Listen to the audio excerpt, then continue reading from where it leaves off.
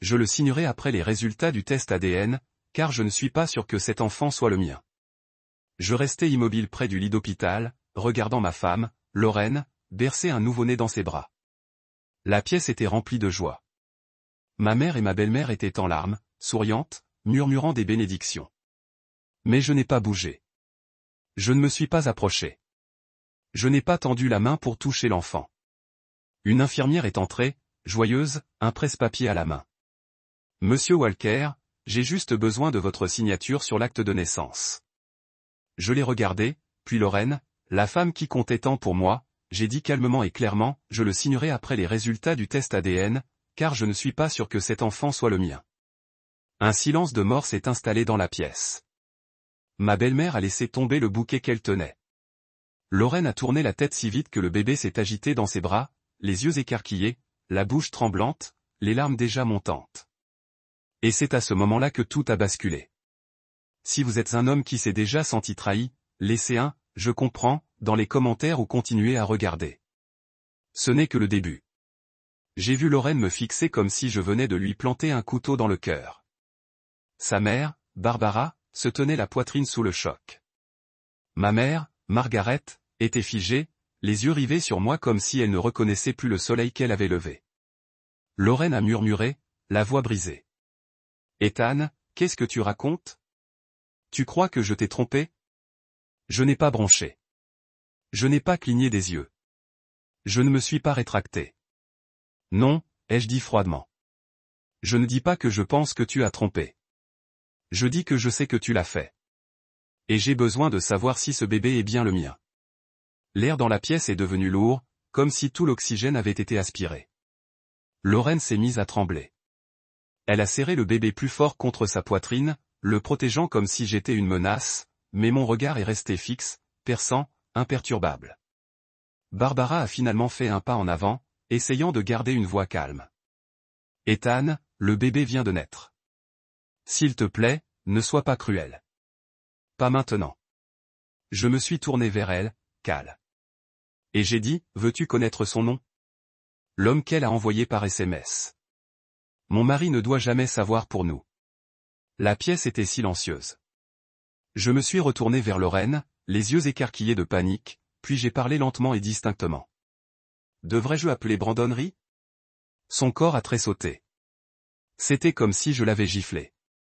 Quoi? Elle a haleté, sa voix à peine murmurée. Non, je n'ai rien à voir avec lui. J'ai fouillé dans la poche de ma veste, j'en ai sorti un morceau de papier plié et je l'ai ouvert lentement. Je l'ai tenu en l'air, m'assurant que tout le monde dans la pièce puisse le voir. Alors pourquoi? J'ai demandé, tu lui as envoyé ce message? J'ai commencé à lire. Mon mari ne doit jamais savoir pour toi et moi. Je ne veux plus rien avoir à faire avec toi. Les mots ont fait l'effet d'une bombe. Barbara s'est couverte la bouche sous le choc. Ma mère s'est assise lentement, comme si ses genoux ne pouvaient plus la supporter. Le visage de Lorraine est devenu pâle, ses lèvres tremblaient. Le bébé remua dans ses bras, mais elle ne le remarqua pas. Elle resta plantée là, exposée, dépouillée de tous les mensonges qu'elle avait inventés. Les larmes lui montèrent aux yeux. Sa voix se brisa. Comment? Comment as-tu eu ça? J'ai laissé pendre le papier à mes côtés. Il me l'a donné, ai-je dit doucement. Brandon m'a envoyé la capture d'écran lui-même.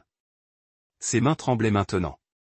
Le bébé se tortillait, mal à l'aise dans ses bras, mais elle le serrait plus fort, comme un bouclier, comme une protection contre ce qu'elle savait venir. Ses lèvres remuèrent, mais aucun son ne sortit. Puis, enfin, à peine plus fort qu'un souffle, elle murmura. Il dit, personne ne le saura jamais. Cela me frappa plus fort que prévu. Non pas parce qu'elle le confirmait, mais à cause de sa désinvolture. Comme une erreur d'adolescent. Une blague secrète entre amoureux. Pas la bombe qui a fait exploser notre mariage. Ma mâchoire se serra. Ma mère, toujours assise, murmura. Oh mon Dieu! Barbara semblait sur le point de s'effondrer. Lorraine, murmura-t-elle, la voix brisée. Dis-moi que ce n'est pas vrai. Lorraine ne répondit pas. Elle ne pouvait pas. Elle était figée, les yeux écarquillés, les lèvres tremblantes, des larmes coulant sur ses joues, mais elle ne nia jamais, et je ne lui laissai pas le temps de s'expliquer. Je m'approchai, la voix calme, mais tranchante comme un rasoir. « Alors, tu as couché avec lui ?» Elle tressaillit, les genoux fléchirent, et elle se laissa tomber sur la chaise d'hôpital, serrant le bébé comme s'il était la dernière partie d'elle-même qui n'avait pas encore été détruite. Barbara s'approcha d'elle, instinctivement, pour la réconforter. Ma mère ne le fit pas. Elle se tourna vers moi, la voix tendue mais maîtrisée. « Ethan, arrête. On ne sait même pas encore si l'enfant n'est pas de toi. » Barbara intervint aussi. « Oui. Et si tu te trompais? Et si c'était ton fils? » Je n'ai pas crié. Je n'ai pas pleuré. Je n'ai même pas cligné des yeux. Je suis resté là, planté là, et j'ai dit doucement. Je suis au courant de sa liaison depuis 4 mois. Les deux femmes se figèrent. La tête de Lorraine se redressa brusquement comme une marionnette au fils brisé. Quoi? Souffla-t-elle. Les mains de Barbara devinrent froides contre l'épaule de sa fille. J'acquiesçai lentement. Ma voix était monotone, presque trop calme. Je l'avais appris en avril. Brandon m'avait envoyé le premier message, puis les captures d'écran, les appels, les reçus d'hôtel, tout. Margaret, ma mère, prit la parole, la voix tendue par l'incrédulité. Alors pourquoi? Pourquoi n'as-tu rien dit avant? Je regardai Lorraine. Ses yeux étaient pleins de larmes, mais les miens non. Plus maintenant, car elle était enceinte, et je ne voulais pas être l'homme qui brise une femme pendant sa grossesse. Barbara haleta doucement. Je ne voulais pas que le stress fasse du mal à l'enfant, même s'il n'était pas le mien. Je laissai ces mots planer. J'avais besoin qu'il pique. J'attendis. Je restai. Je fis semblant parce que je voulais que ce bébé soit en paix en venant au monde. Lorraine ravala un sanglot. Elle enfouit son visage dans la couverture du bébé. Mais je ne l'ai pas prise. Je n'ai pas bougé. Je suis resté planté là, épuisé, mais imperturbable. Le silence était revenu dans la pièce. Même le bip du moniteur à côté de Lorraine semblait s'estomper. Elle pleurait toujours, mais plus doucement, comme si ses larmes ne lui appartenaient plus. Je l'ai fixé, puis j'ai reporté mon regard sur l'enfant dans ses bras. S'il est à moi, ai-je répété, chaque mot lent, posé. Je serai son père. Je l'élèverai. Je le protégerai. Je lui donnerai tout ce que j'ai. Barbara leva les yeux, l'espoir scintillant sur son visage. Lorraine me lança un regard suppliant, mais je repris la parole. Mais s'il ne l'est pas, je pris une inspiration. Puis je m'éloignai sans me retourner. Lorraine secoua la tête, répétant sans cesse « non » à travers ses larmes. Ma mère se leva enfin, pâle mais posée. Elle ouvrit la bouche pour parler, mais je la coupai. Quant à elle, je hochai la tête vers Lorraine, qui berçait maintenant le bébé avec désespoir, comme si le mouvement pouvait remonter le temps. C'en est fini. Barbara haleta. Lorraine gémit. Elle ne sera plus ma femme. Je demanderai le divorce. Je m'en assurerai. Pas de cris, pas de colère, juste du calme, une conclusion claire. La pièce s'ouvrit sous l'émotion. Barbara se mit à pleurer doucement. Margaret s'essuya le visage des deux mains, comme si elle essayait d'effacer ce qu'elle venait d'entendre. Mais je ne bronchais pas. Ma mère, Margaret avait toujours été la plus forte. Une marine vétéran de la guerre du Golfe. Elle n'avait jamais pleuré devant moi, même pas aux funérailles de papa. Mais maintenant, elle me regardait comme si elle reconnaissait à peine l'homme en face d'elle. Sa voix était douce, mais ferme. « Ethan, dit-elle, le bébé est innocent. » Je ne répondis pas. Il n'avait rien demandé. Il n'avait pas menti. Il n'avait pas trompé. Il n'avait rien détruit. Elle fit un pas en avant, les mains légèrement levées, mais sans me toucher. Il a besoin d'un père. Une mère seule ne peut pas le faire. Je serrai les mâchoires. Quelque chose en moi commença à craquer. Tu devrais penser au pardon, continua-t-elle. À une thérapie. Ah. C'est tout. Et faire quoi, maman, ai-je rétorqué d'une voix basse, amère. M'asseoir en face d'une thérapeute qui me dit que je n'étais pas disponible émotionnellement. Qu'elle m'explique que si ma femme écarte les jambes pour un autre homme, c'est en quelque sorte de ma faute. Elle tressaillit. Barbara haleta, mais je continuai. Et après? Je prétends que ça nous a rendus plus forts. Que je suis maintenant meilleur. Mon mari, parce qu'elle m'a trompé et a eu l'enfant d'un autre homme. Ma gorge s'est serrée. Ma voix était glaciale. Veux-tu que je sois une mère cocu consentante? Que j'élève le bébé d'un autre homme en prétendant que l'amour triomphe de tout? Ma mère a ouvert la bouche et rien n'en est sorti. Que du silence et de la douleur. Puis je l'ai dit. Parfois, je me demande si je suis vraiment ton fils ou juste un objet sorti d'un sac poubelle. Ma mère s'est rassie, sans un mot. Barbara avait toujours le bras autour de Lorraine, qui pleurait doucement. Plus de cris, plus de chocs, juste du chagrin. Mais je n'avais plus rien de tout cela en moi. Je les ai tous regardés et j'ai prononcé les derniers mots. Après sa sortie, j'ai dit d'un ton neutre, « Emmène-la avec toi, Barbara. » Les yeux de Lorraine se sont ouverts brusquement. Barbara a levé les yeux, stupéfaite. « Quoi? Que veux-tu dire? » a-t-elle demandé d'une voix tremblante. Je n'ai pas scié. Elle ne reviendra pas chez moi. J'ai déjà emballé ses vêtements, ses affaires, ses photos, ses livres. Ils seront livrés chez toi ou ailleurs. Tu veux? Barbara haleta. Lorraine laissa échapper un léger sanglot, enfouissant son visage dans la couverture du bébé. Je ne jetai même pas un coup d'œil à l'enfant. Il n'était pas à moi. Pas encore. Peut-être jamais. Je me tournai vers ma mère qui n'avait toujours pas prononcé un mot. Tu peux faire ce que tu veux, dis-je.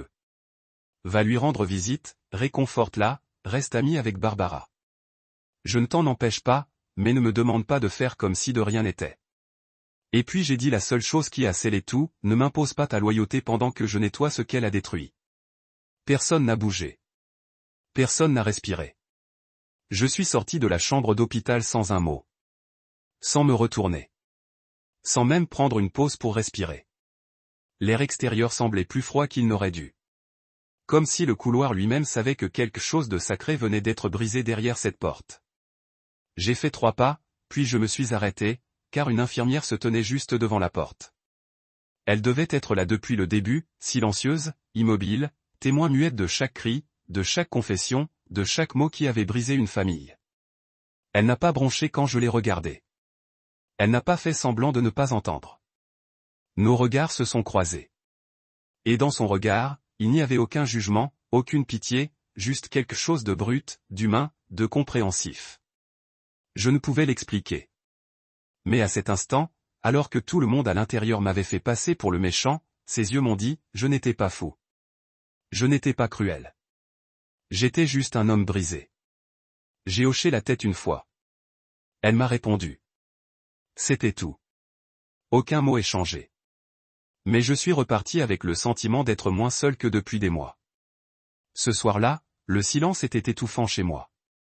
Ses affaires avaient disparu. L'odeur de son shampoing flottait encore dans la salle de bain.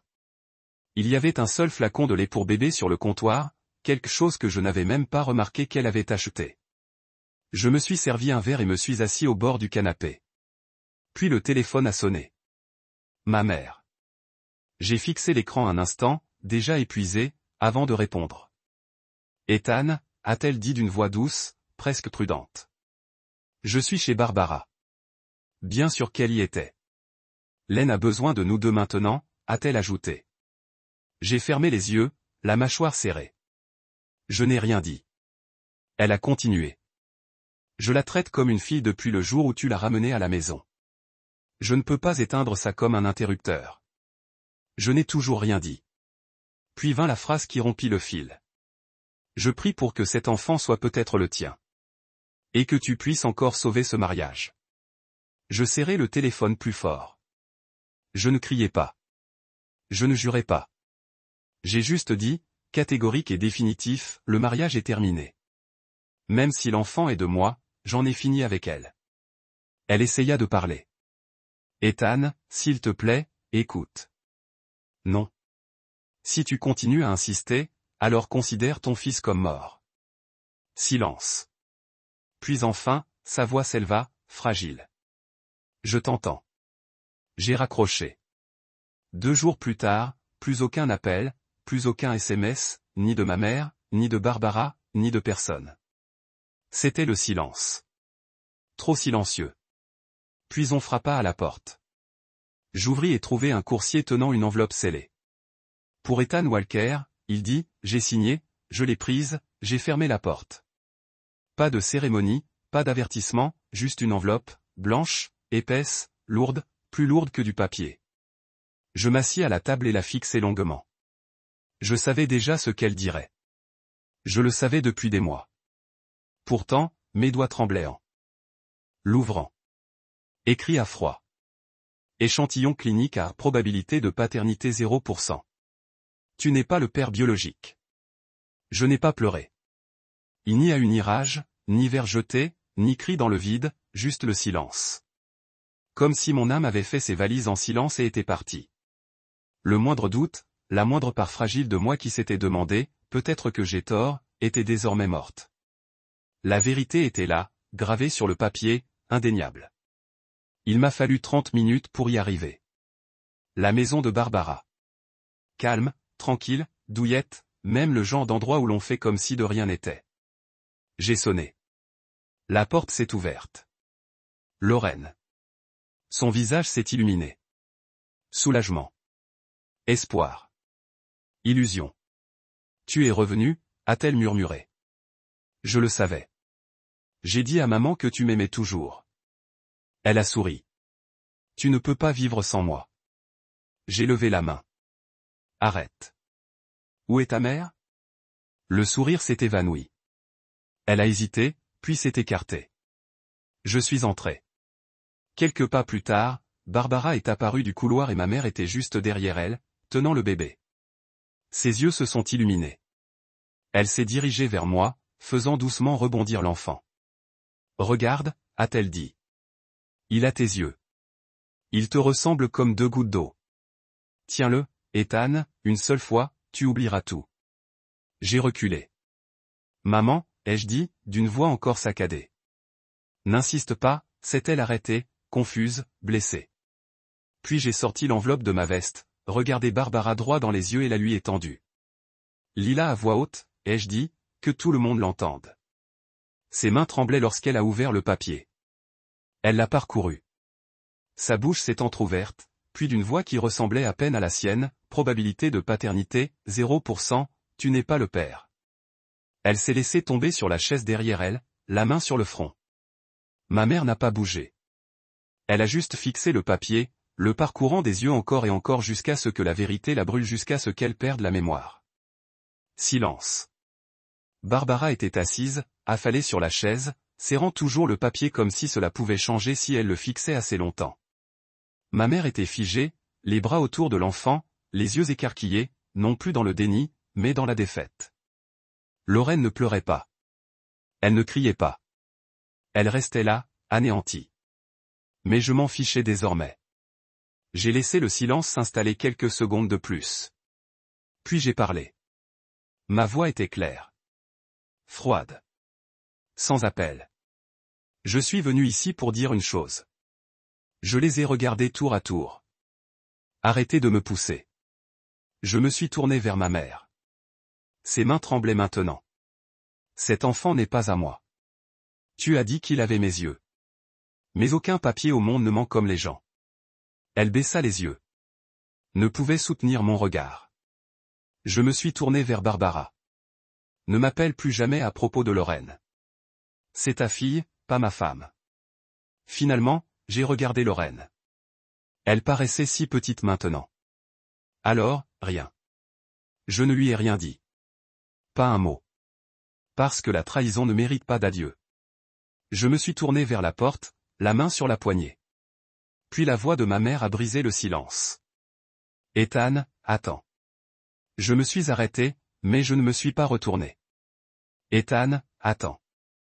Je me suis arrêté, mais je ne me suis pas retourné. Derrière moi, j'ai entendu un léger bruit, un tissu qui bougeait, une grande inspiration, puis on m'a déposé à la maison. Je me suis figé. Lentement, je me suis retourné. Ma mère rendait le bébé à Lorraine. Le visage de Lorraine s'est effondré. Elle a secoué la tête, serrant l'enfant comme si elle allait se noyer. Non, non, je t'en prie, Margaret, ne fais pas ça. Mais ma mère ne l'a pas regardé. Elle s'est tournée vers Barbara. Sa voix était douce, mais pleine de quelque chose que je n'avais pas entendu en elle depuis longtemps. La conviction. Je suis désolé. J'espérais tellement qu'il soit mon petit-fils. Mais elle me l'a enlevé. Les yeux de Barbara se sont embués de larmes, mais elle n'a pas protesté. Ma mère s'est avancée. Elles se sont enlacées. Deux femmes qui avaient été les meilleures amies de longue date, toutes deux brisées de manière différente. Puis Barbara murmura, sans perf. Ma mère répondit sans hésiter. Toujours fidèle sœur. Et comme ça, elle les dépassa. Sans se retourner, sans ajouter un mot, elle ouvrit simplement la portière, s'assit sur le siège passager et attendit. Je la suivis, montai, démarrai. Le trajet retour se fit sans un mot. Pas de musique, pas de questions. Juste le bruit des pneus sur le trottoir, et deux personnes respirant enfin à nouveau en harmonie. Arrivée chez elle, elle sortit la première, laissa la porte ouverte derrière elle. J'hésitai, puis la suivis. L'odeur me frappa immédiatement. La maison, de vieux livres, du café, un soupçon de lavande provenant de ses bougies préférées. Elle ne dit rien, entra simplement dans la cuisine. J'entendis les placards s'ouvrir, le clic de la bouilloire, le léger tintement d'une cuillère remuant le sucre. Quelques minutes plus tard, elle revint. Elle posa une tasse devant moi, chaude, riche, noire et chocolatée, comme je l'aime. Je l'entourai de mes mains, laissai la chaleur pénétrer. Elle s'assit à côté de moi, soupira, puis dit tout bas, « Je suis désolé, mon fils. » Je la regardai, mais elle ne me regardait pas. Elle traçait les lignes de sa paume, comme si elle cherchait quelque chose qu'elle avait perdu des années auparavant. « J'ai fait une erreur, » murmura-t-elle. « Je ne voulais pas vous voir, toi et Lorraine, vous effondrer, mais j'avais tort. » J'acquiesçai, déglutis difficilement.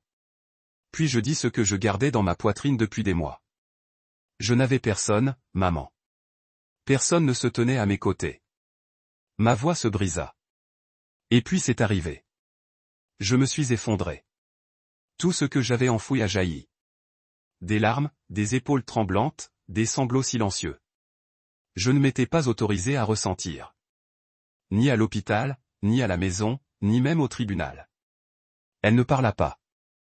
Elle a juste tendu la main, a doucement passé ses doigts dans mes cheveux, comme elle le faisait quand j'étais petit, et a murmuré, « Tu as bien fait. Tu as tenu bon. Tu n'as pas cédé. Tu n'as pas cédé. » Ses mains ont serré les miennes.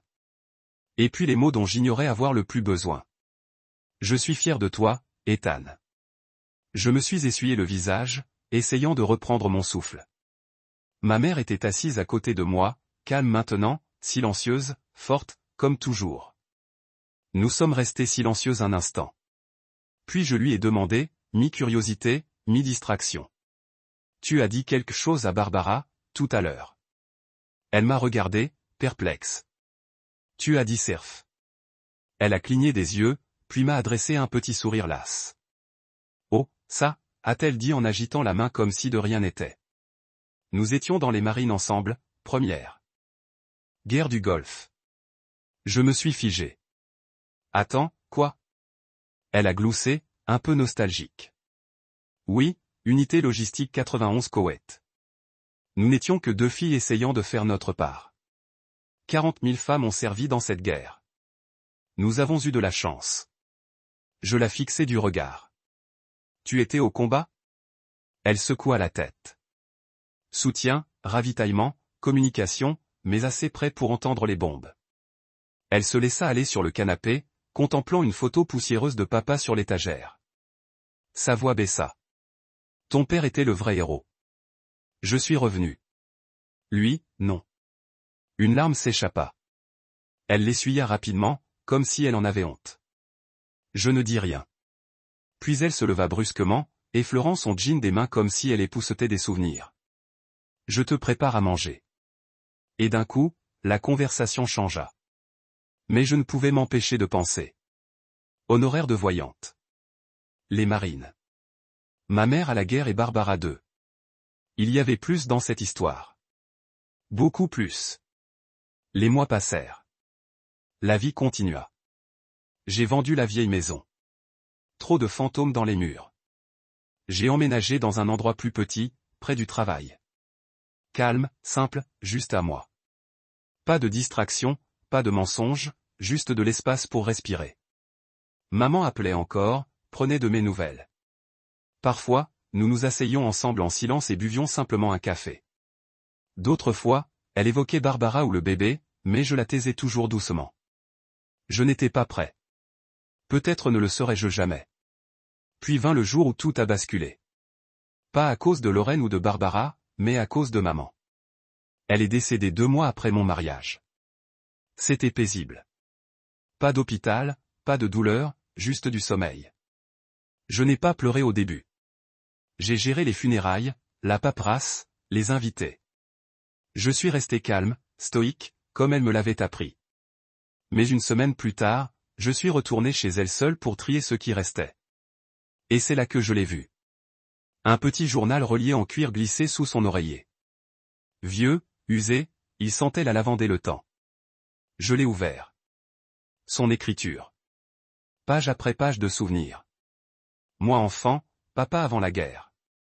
Les nuits où elle n'arrivait pas à dormir. Puis une photo s'est échappée. Elle est tombée par terre. Je l'ai ramassée. 2 femmes en uniforme de marine.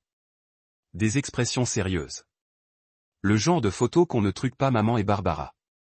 Au dos, Centre George Bush pour le renseignement, 1999. Mon cœur s'est arrêté.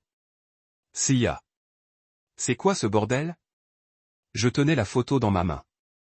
Le verso disait tout. Centre George Bush pour le renseignement, 1999. J'ai regardé à nouveau les uniformes. Ma mère, Barbara. Pas en treillis, en costume. L'anglais. Mes mains se sont crispées sur les bords de la photo. Je me suis tourné vers le journal, j'ai feuilleté les pages comme un fou. Et là, c'était la partie cachée.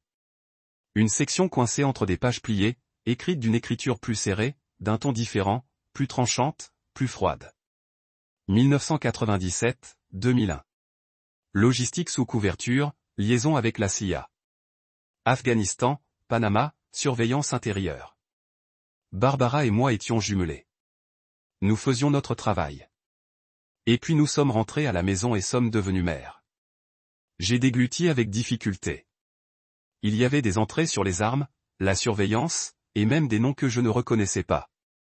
Mais ensuite, mon nom est apparu. Ethan a commencé le CP aujourd'hui.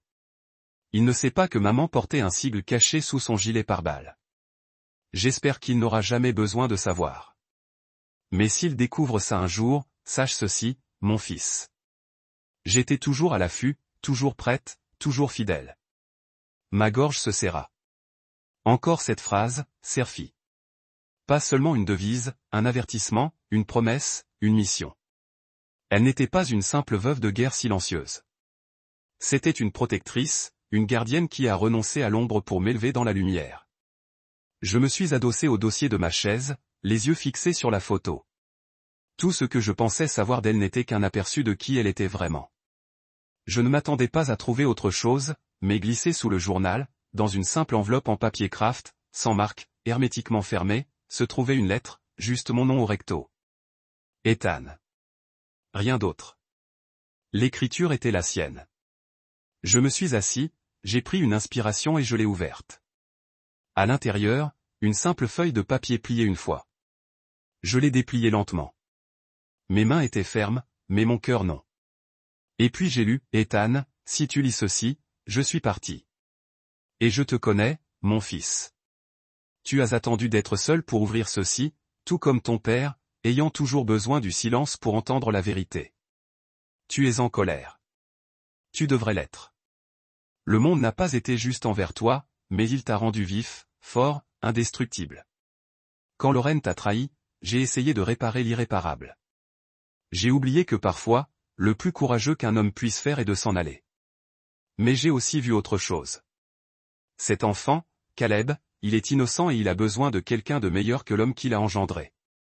Tu ne lui dois rien. Mais si un jour tu sens quelque chose changer en toi, n'aie pas peur d'ouvrir ton cœur. L'amour ne te rend pas faible, mon fils. Le pardon ne fait pas de toi un imbécile. Il te rend libre. Si tu choisis de ne pas le faire, je serai quand même fier de toi. Mais si tu le fais, il sera le garçon le plus chanceux du monde. Terre. Toujours attentive, toujours fidèle, maman. J'étais assise là, tenant le papier comme s'il était en verre. Et pour la première fois depuis longtemps, je ne me suis pas senti brisé. Je me suis senti choisi. Je n'avais rien planifié.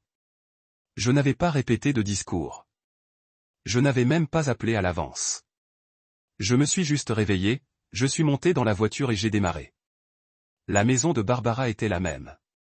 Petite véranda, carillons éoliens, un tricycle en plastique appuyé contre le mur. Je suis resté assise dans la voiture pendant 5 minutes. 5 longues minutes silencieuses. La lettre de maman était toujours pliée dans la poche de ma veste comme un battement de cœur dont j'ignorais l'utilité. Puis je suis sorti, je me suis dirigé vers la porte, j'ai entendu des pas. Puis la porte s'est ouverte. Barbara. Elle s'est figée en me voyant, les yeux écarquillés, le visage pâle. Elle ne parlait pas, n'en avait pas besoin. J'ai regardé par-dessus son épaule dans le salon.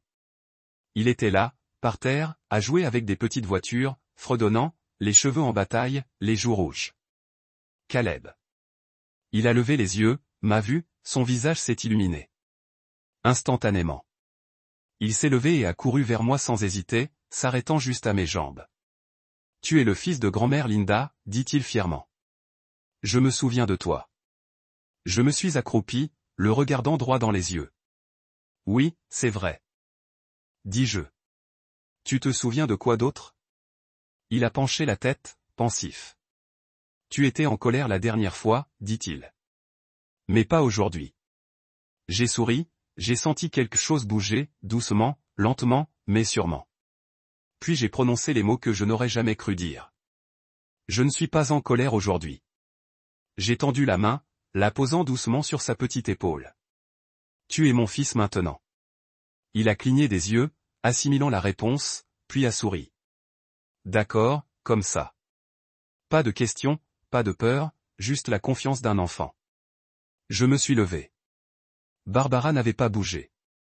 Elle pleurait, mais pas de sanglots. Le genre de pleurs que l'on fait quand on se rend compte qu'on est pardonné. Une semaine plus tard, tout était officiel. Caleb Walker, mon fils. Le prénom m'a semblé étrange au début. Mais quand je l'ai prononcé à voix haute, il s'est imposé comme s'il avait toujours attendu. On a commencé à se raconter des histoires au coucher, des petits déjeuners en série, des questions, pourquoi, toutes les 5 minutes. Et d'une certaine manière, je ne me sentais plus brisée. Je me sentais reconstruite. Puis, un après-midi, alors que je rangeais les dernières affaires de maman, j'ai trouvé une enveloppe étiquetée de sa main, en hommage à Caleb. Je me suis figé et je l'ai ouverte. À l'intérieur, il y avait un seul morceau de papier, un nom, un numéro de téléphone. Kelly Morgan. En dessous, un mot. Marine, veuve, sans enfant, a perdu son mari en Afghanistan. Elle comprend plus que vous ne le pensez. Juste un rendez-vous. C'est tout ce que je demande. Bisous, maman. J'ai laissé échapper un demi-rire, un demi-soupir. Elle n'a jamais cessé d'être ma mère, même dans la mort. Toujours. Un piège, toujours en train d'essayer de me sauver. J'ai fixé le nom, puis j'ai regardé Caleb, recroquevillé sur le canapé, serrant un dinosaure en peluche dans mes bras. Un rendez-vous n'était peut-être pas une idée si folle. Je ne savais pas à quoi m'attendre. Je ne cherchais pas l'amour. Bon sang, je n'étais même pas sûr de me souvenir comment faire des rendez-vous. Mais j'ai quand même appelé le numéro. Bonjour.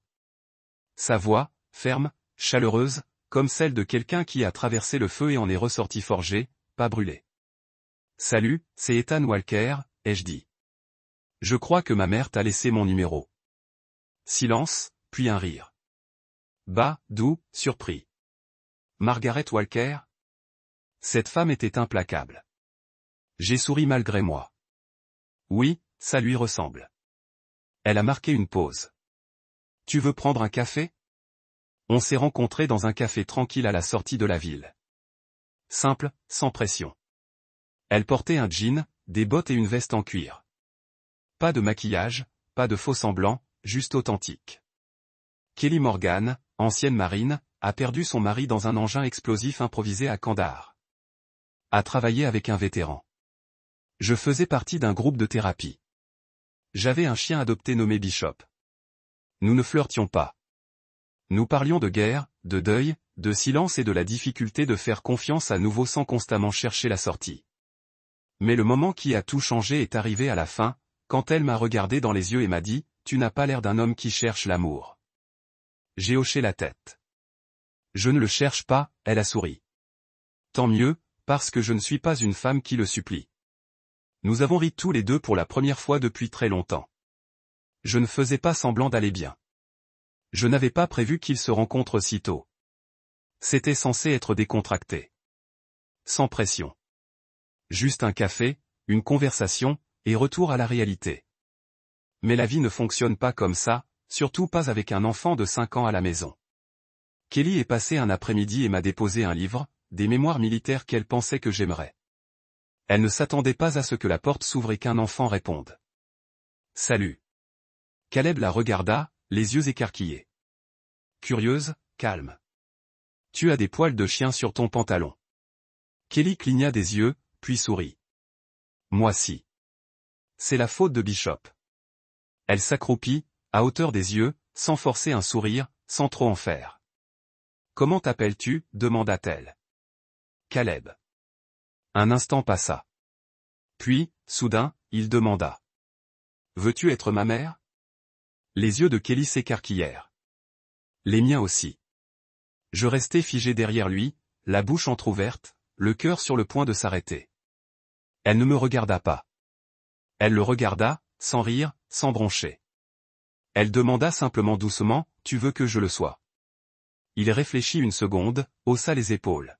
« Si tu sais faire des pancakes. » Elle sourit. « Petite, je fais les meilleurs pancakes du Texas. » Il sourit, lui prit la main comme si c'était la chose la plus naturelle du monde. Je restais là à les regarder, comme quelqu'un qui assistait au déroulement d'une histoire dont je n'aurais jamais cru qu'elle m'appartenait. Ce soir-là, après le dîner et une tentative ratée de céréales au goût de pancake, j'ai bordé Caleb. Sa chambre était sombre, à l'exception de la lueur de la lune qui filtrait à travers les stores. J'ai tiré la couverture jusqu'à sa poitrine et lui ai lissé les cheveux. Il dormait déjà à moitié. Ses doigts étaient encore enroulés autour du dinosaure en peluche qu'il ne lâchait jamais.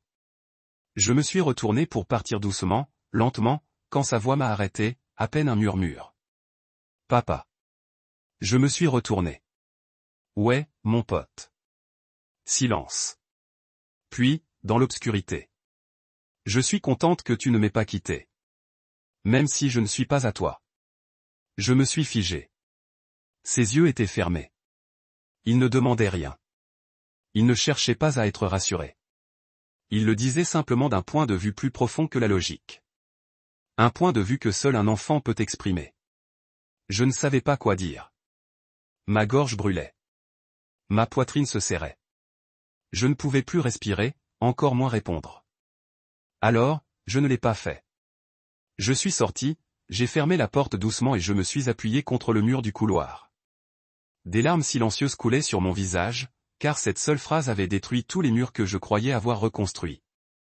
La suivante. Ce matin-là, j'ai envoyé un texto à Kelly, « On peut se voir ce soir ?» Pas d'émoji, pas de réflexion, juste un homme qui avait enfin quelque chose de vrai à dire. Elle a répondu dans la minute. « Chez toi ou chez moi ?» J'ai souri. Ce soir-là, après que Caleb soit allé se coucher, elle est venue. Même veste en cuir, même force tranquille. On s'est assis dans la cuisine, juste tous les deux. Pas de vin, pas de distraction, juste de l'espace entre deux personnes qui en avaient trop vu pour se mentir. Je n'ai pas perdu de temps. Il t'a appelé maman, ai-je dit. Elle a hoché la tête. Je ne l'ai pas corrigé. J'ai hoché la tête en retour, puis j'ai ajouté. Il a aussi dit qu'il était content que je ne l'ai pas quitté, même s'il n'est pas à moi. Elle a cligné des yeux. Quelque chose a changé dans son expression. Quelque chose de doux, de blessé, mais de ferme. C'est ça le truc, a-t-elle dit. Les enfants se fichent de l'ADN. Ils se soucient de qui se présente. Je l'ai regardé. Vraiment regardé. Et puis j'ai dit lentement. Bien sûr. Sans hésitation. Je ne cherche pas une seconde chance en mariage. Un instant, mais je suis ouverte à quelque chose si vous êtes prêt à le construire lentement. Elle n'a pas souri. Elle a juste atteint la table et m'a pris la main. Pas de précipitation, pas de promesse, juste d'honnêteté. J'ai hoché la tête et c'était tout. Pas de baiser, pas de musique romantique. Non, juste le début de quelque chose construit sur les cendres, mais il voulait durer. C'était l'idée de Caleb. Miss Kelly peut-elle également venir à la journée de la famille? Je l'ai regardée depuis le siège du conducteur. Tu es sûr? Il hocha la tête sans hésitation. Elle est de la famille. Donc, ce vendredi matin, nous sommes entrés ensemble dans l'école. Moi à gauche, Kelly à droite. Caleb rebondissant entre nous, tenant les deux mains comme si cela l'avait toujours été. La salle de classe était le chaos de la meilleure façon. Table d'artisanat, bâton de colle, crêpes en forme d'étoile. Les enfants se sont rassemblés en cercle, montrant leurs parents, certains avec deux mamans, certains avec un grand-parent. Un enfant avait même un frère aîné comme invité. Et puis Caleb se leva. Pas de script, pas de peur. C'est mon père, a-t-il dit, pointant fièrement moi puis il se tourna, sourit. Et c'est Miss Kelly. Elle fait de meilleures crêpes que papa. Rire, même je gloussais. Puis le professeur a souri, s'est rapproché et a dit chaleureusement, oh, merveilleux. Tu es sa maman? Kelly se figea. Ellie, juste une seconde. Pas hors de l'offensive, pas par choc, mais parce que personne ne lui avait jamais demandé cela. Pas gentiment, pas ouvertement, pas comme si c'était la question la plus naturelle du monde. Sa bouche s'est ouverte, puis fermée, puis s'est ouverte à nouveau, et doucement, comme un secret se glissant. Juste le genre qui se produit quand quelqu'un se rend compte qu'il est enfin assez, exactement comme il est. Son sac à dos était assis près de la porte, à moitié dézippé. J'ai tendu la main pour attraper sa boîte à lunch, mais j'ai plutôt sorti une feuille de papier pliée. Ligne de crayon, empreinte digitale, chaos habituel de l'art d'un enfant. Mais quand je l'ai déplié, tout en moi s'est arrêté. C'était un dessin simple. 3 personnes. Un homme grand aux cheveux bruns et aux gros bras. Une femme avec une queue de cheval portant ce qui ressemblait à une cape. Et au milieu, un garçon avec un dinosaure sur sa chemise. Le titre écrit en lettres audacieuses tordues. Ma vraie famille. Je l'ai regardé, ne bougeant pas, pas à la respiration. Ensuite, j'ai vu les étiquettes sous chaque figure. Papa. Maman Kelly. Moi je coulais dans le canapé, les mains tremblantes. Ce trait d'union unique, maman Kelly. Pas tout à fait maman, pas tout à fait Kelly, mais quelque chose de nouveau, quelque chose de choisi, quelque chose gagné. Et en dessous, en lettres plus petites, il avait écrit « Merci de ne pas partir ». Je n'ai pas pleuré, pas tout de suite. Je me suis juste assis là en tenant ce morceau de papier comme s'il était fait d'or, comme s'il tenait toutes les parties cassées de mon histoire. Maintenant esquissé entier par la seule personne qui n'a jamais rien demandé sauf l'amour. Le lendemain, je me suis arrêté à sa place. Je n'ai pas été envoyé par SMS, je n'ai pas appelé à l'avance, je suis juste apparu avec le cadre dans mes mains. Le dessin de Caleb est maintenant assis derrière le verre comme une relique. Elle ouvrit la porte, m'a vu, vit le cadre et est allongé complètement. Je suis entré à l'intérieur sans mot et je l'ai tendu à lui. Elle le regarda pendant longtemps, n'a pas parlé, n'a pas clignoté. Son pouce a tracé les mots. Maman Kelly. Puis ses yeux se levèrent. Raides déjà débordants. Elle sourit à travers, un sourire calme et tremblant. Il ne m'a même pas demandé d'abord, a-t-elle chuchoté. Il m'a juste donné ce nom. J'ai hoché la tête. Il donne des noms aux personnes en qui il a confiance. Une pause. J'ai attendu qu'elle dise autre chose. N'importe quoi. Et elle l'a fait. 7 mots. Doux, régulier, inébranlable. Je porterai ce nom toute une vie. Mes genoux se sont bouclés avant même de le réaliser. Pas parce que j'avais une bague, pas parce que j'avais prévu une proposition, juste parce qu'il y a des moments dans la vie qui méritent des genoux sur le sol. Pas pour la tradition, mais pour la vérité. Elle posa le cadre, s'agenouilla devant moi, et nous nous sommes tenus les uns les autres juste au milieu de son couloir. Non pas parce que nous étions parfaits, mais parce que nous étions enfin libres. C'était un dimanche matin calme. Des caricatures à faible volume, des céréales sur la table, Kelly dans mon sweatshirt, pieds nus, sirotant du café comme si elle y appartenait, car elle l'a fait maintenant. Caleb s'est assis sur le sol à la coloration. Nous ne parlions pas beaucoup, apprécions juste le rare type de silence qui signifie la paix, pas la distance. Puis, sans lever les yeux de son dessin, il a dit, « Alors, quand allons-nous nous marier ?» Kelly s'étouffa sur son café. J'ai presque laissé tomber ma tasse. Attendez, quoi? J'ai demandé. Il leva les yeux complètement sérieux. Tu es mon père. C'est ma maman. Kelly, vous vous aimez. N'est-ce pas ce que signifie marier? J'ai ouvert la bouche. Rien n'est sorti. Kelly cligna des yeux, puis rit. Un vrai rire du ventre fort. Le genre qui commence dans votre estomac et se termine dans vos yeux. Eh bien, dit-elle, me regardant, haussant un sourcil. C'est un argument assez solide, soldat. J'ai souri. Je veux dire, techniquement, il n'a pas tort. Caleb haussa les épaules comme si c'était évident. Faites-moi savoir pour que je puisse porter mon nœud papillon de dinosaure. Nous avons éclaté de rire.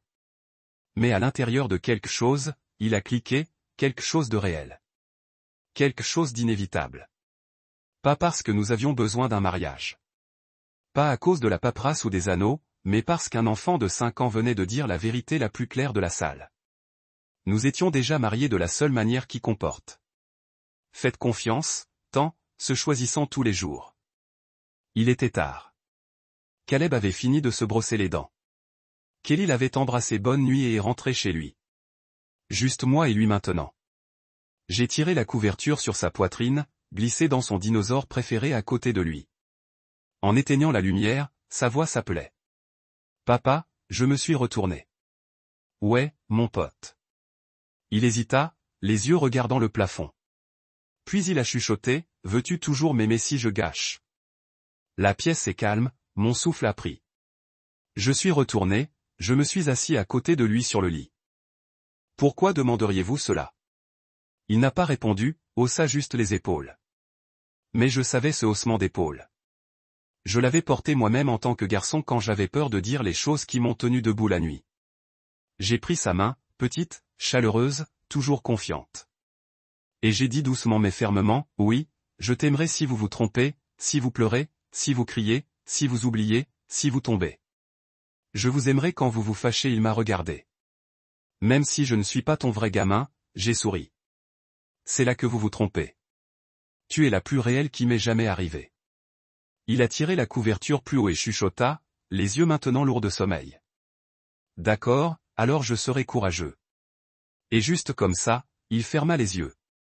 Et je me suis assis là à le regarder, le cœur plein, les larmes tombant tranquillement, parce que je savais que l'amour n'est pas seulement un mot.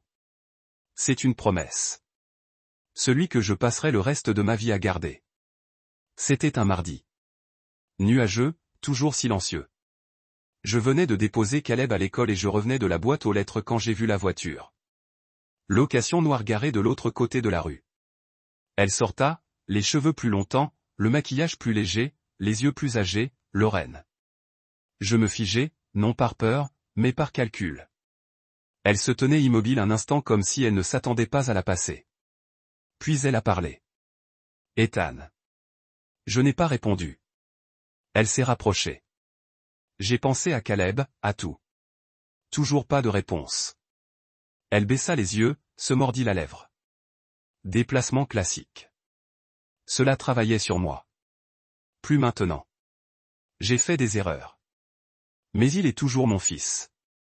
Cela l'a fait. J'ai expiré lentement, calme, puis je l'ai regardé dans les yeux.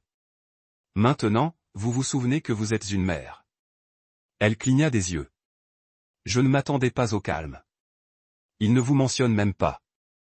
Non pas parce que je lui ai dit de ne pas le faire, mais parce qu'il n'a plus de trou à combler. Son visage se contracta. J'ai fait un pas de plus. Vous vous êtes choisi, Lorraine. Encore et encore. Elle ouvrit la bouche. J'ai levé une main. Tu n'es pas là pour lui. Vous êtes ici parce que votre monde est silencieux et le sien ne l'est pas. Silence, puis presque un murmure. Puis-je le voir? Je l'ai regardé.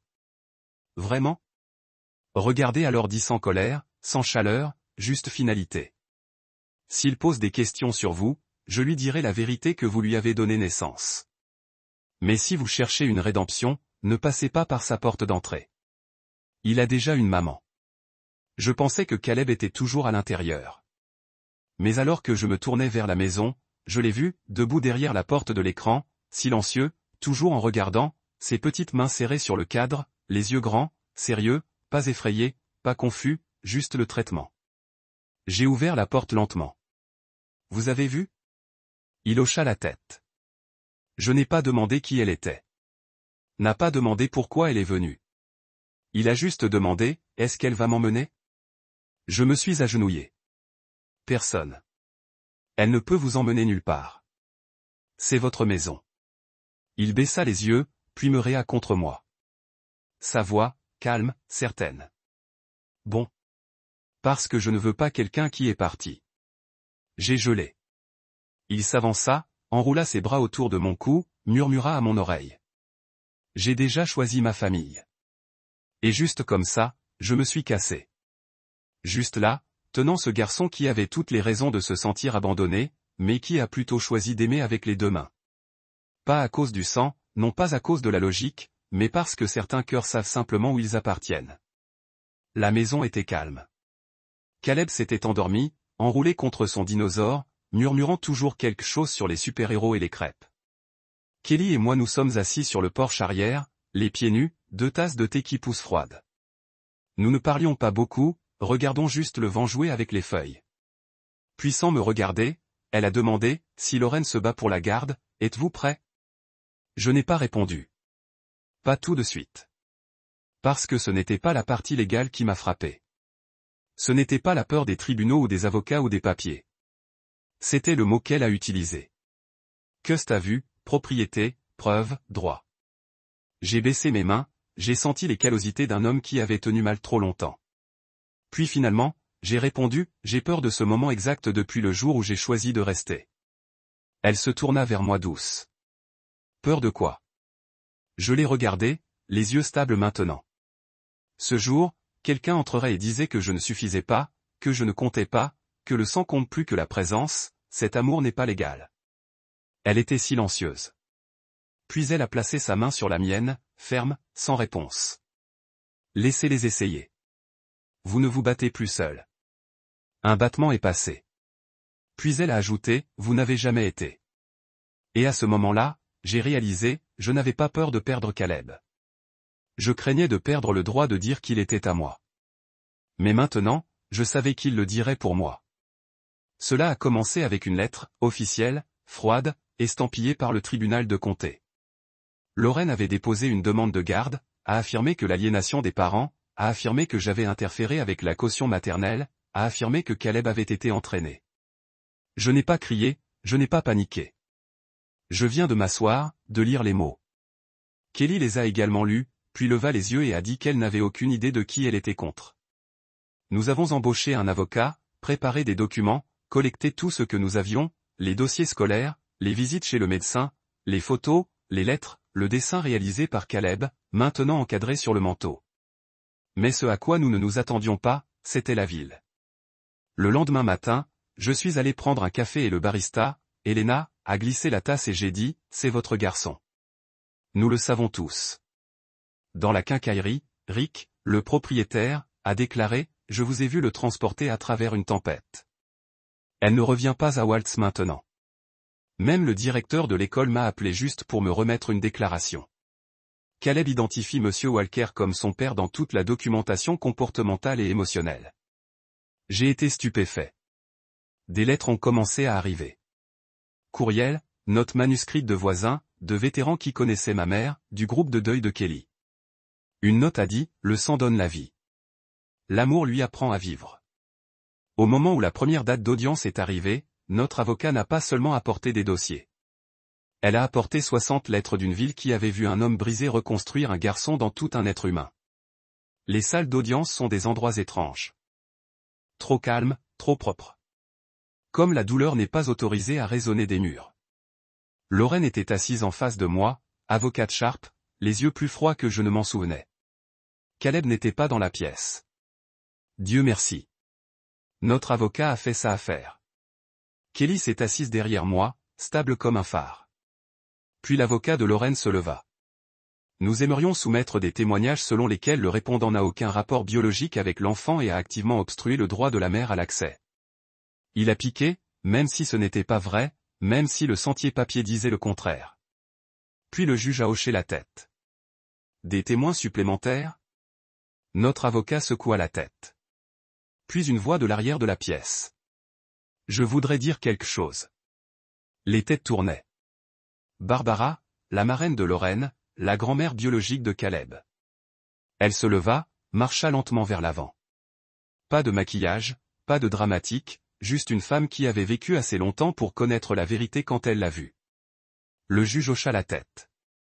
Elle leva la main, prit le serment et regarda directement Lorraine, puis directement au juge et dit, « Si cette salle d'audience veut savoir à qui appartient Caleb, demandez au garçon. Il appelle Ethan papa, non pas parce qu'on lui a dit, mais parce qu'il était aimé dedans. » La pièce est allée immobile. Barbara a poursuivi, Len a donné naissance à Caleb. Mais Ethan lui a donné une enfance. Même Lorraine avait l'air secouée. Puis Barbara m'a regardé, ses yeux plus doux maintenant. Tu aurais pu détruire ma fille, Ethan. Tu avais toutes les raisons, mais à la place, tu as élevé son fils pour être meilleur que toi. Demandez-vous à la moindre dinosaure. Elle, tu me trouverais toujours? Se tourna vers lui, tenait son visage dans mes mains. Écoutez-moi, Caleb. Il n'y a nulle part dans ce monde que vous pourriez aller que je ne vous trouverai pas. Rien que quelqu'un ne pouvait dire qui ne me ferait arrêter d'être ton père. Pas un juge, pas un papier, pas même elle. Il hocha la tête, puis reposa sa tête sur ma poitrine juste au-dessus de mon cœur, et chuchota, alors je suis en sécurité. Et avec ça, il s'est endormi. Toujours serrant le dinosaure en peluche, toujours le mien. Et je suis allongé là dans le noir, n'a plus peur d'aucun verdict parce que j'avais déjà le seul qui comptait. Nous nous tenions à nouveau dans la salle d'audience, Kelly derrière moi, mon avocat à côté de moi. Barbara assise dans le dos, les mains pliées, silencieuse. Le juge est entré. Tout le monde se leva, puis s'assit. Il s'éclaircit la gorge. Avant de rendre une décision, y a-t-il une déclaration finale? Lorraine ne se tenait pas lentement, pas timidement, mais aussi sans la netteté d'avant. Votre honneur, a-t-elle dit, voix plus stable que ce à quoi je m'attendais. Puis-je parler sans mon avocat? La pièce s'arrêta. Même son avocat cligna des yeux. Le juge hocha la tête. Elle s'avança, faisait face au banc, puis se tourna et m'a fait face et m'a dit, je suis venu ici en pensant que je pouvais récupérer quelque chose que j'ai perdu. Mais la vérité est que je n'ai pas perdu Caleb. Je l'ai quitté. Murmure dans la salle d'audience. Elle leva la main comme si elle s'arrêtait de se décomposer. Je n'arrêtais pas de me dire que j'avais des raisons, que j'étais jeune, que j'avais peur, que je n'avais pas d'aide. Mais cet homme, il avait toutes les raisons de me détester, et à la place, il a élevé mon fils en quelqu'un courageux, gentil, entier. Sa voix craqua. Elle se tourna vers le juge. Je retire ma pétition. Halètement. Même le juge avait l'air stupéfait. Elle a poursuivi, ce n'est plus une affaire juridique. C'est une question d'amour, et cet enfant a déjà choisi qui est son père. Puis elle m'a regardé et a chuchoté, merci d'avoir fait ce que je ne pouvais pas. Elle ramassa son sac, passa devant Barbara, devant Kelly, passant tout ce qu'elle a essayé de récupérer, et sans un autre mot. Ses yeux étaient rouges, pas de la brisée, de la chariot. Les bords étaient scellés sur le devant, avec cette écriture nette et reconnaissable entre mille. Car une fois la bataille terminée, je ne l'ai pas reconnu. Où as-tu trouvé ça? Sa voix était basse. Barbara l'a apporté à l'école. Elle a dit que ta mère le lui avait donné il y a des années. Elle lui a seulement dit de le lui remettre. Quand tout fut enfin en sécurité, je me suis assis, les mains légèrement tremblantes. Je l'ai ouvert. À l'intérieur, deux choses, une lettre et une photo. J'ai d'abord regardé la photo. C'était moi, vers 6 ans. Tenant une épée de jouet, debout fièrement dans la cour avant. Maman, agenouillée, embrassant le haut de ma tête, les yeux pleins de fierté. Dans le dos, elle avait écrit, vous étiez toujours censé diriger, même lorsque la vie a essayé de vous briser. Si vous lisez ceci, cela signifie que vous l'avez fait. Alors j'ai déplié la lettre. Ethan, si c'est entre vos mains, je sais deux choses. La tempête est passée, et vous êtes devenu l'homme que je savais toujours que vous étiez censé être. Si elle est à vos côtés, alors je sais que mon garçon est enfin à la maison. Anne, j'ai souri sans excuse parce que la guerre était terminée et que nous avions gagné. C'était Aconite. Kelly venait de laisser tomber du fromage râpé sur le sol. Je versais de l'eau dans la tasse de Caleb. La radio a joué quelque chose de vieux et de heureux. Puis Caleb, entre bid of Taco Shell, a levé les yeux et a dit, « J'ai décidé quelque chose. » Nous nous sommes tous les deux arrêtés. Kelly haussa un sourcil. « Oh ouais? Qu'est-ce que c'est ?» Il avala, lécha la salsa de son menton comme un peu de guerrier et a déclaré, « Notre nom de famille devrait être le même. » J'ai cligné des yeux. Kelly a gelé à mi-portée pour les serviettes. Caleb a poursuivi, « Votre maman Kelly. Il est papa. Donc, je pense que nous devrions tous être des marcheurs. » Kelly sourit doucement. « Mais ma chérie, je n'ai pas changé mon nom. » Caleb haussa les épaules. « Puis changez-le. » Nous n'avons éclaté. Kelly se pencha et lui a fait un coup de feu. « École. » Il m'a regardé ensuite. « Tu es Walker. » « Je suis Walker. » Elle est aussi de la famille. Alors, il leva les mains comme si c'était le problème mathématique le plus évident du monde. « Soyons tous Team Walker. » Kelly m'a regardé. Je l'ai regardé. Et à ce moment, un nom n'était pas seulement un label. C'était un choix, un drapeau que nous pouvions tous porter, il a chuchoté. Nous sommes un nom, une équipe, une maison. C'était vendredi après-midi. Caleb est venu à travers la porte, un sac à dos à moitié zippé, des chaussures déjà en quelque sorte. « J'ai quelque chose » a-t-il crié, agitant un morceau de papier froissé comme il me tenait le papier, « c'est pour mon tirage. » Soufflement, imparfait, il y avait à nouveau 3 personnes dans le centre. « Famille, nous ne partons pas, je n'ai pas dit un mot. » Je ne pouvais pas. Kelly a marché fort, lisez-le et se déchire instantanément. Pas de sanglotant, juste une joie silencieuse qui s'échappe de ses yeux. J'ai pris le papier, j'ai attrapé un aimant, je l'ai pressé sur le réfrigérateur. Pas le côté, pas caché sous des coupons ou des horaires scolaires. Centre mort, avant et fier. Parce que ce n'était pas seulement un dessin. C'était notre fin. Et notre début. La douleur, la trahison, les tribunaux, le doute, les nuits que je pensais ne pas y arriver. Ils ont tous mené ici. À un garçon qui a choisi ses propres parents, à une femme qui est restée, à un homme qui a cessé de courir, à une promesse griffonnée au crayon, nous ne partons pas. Et à partir de ce jour, nous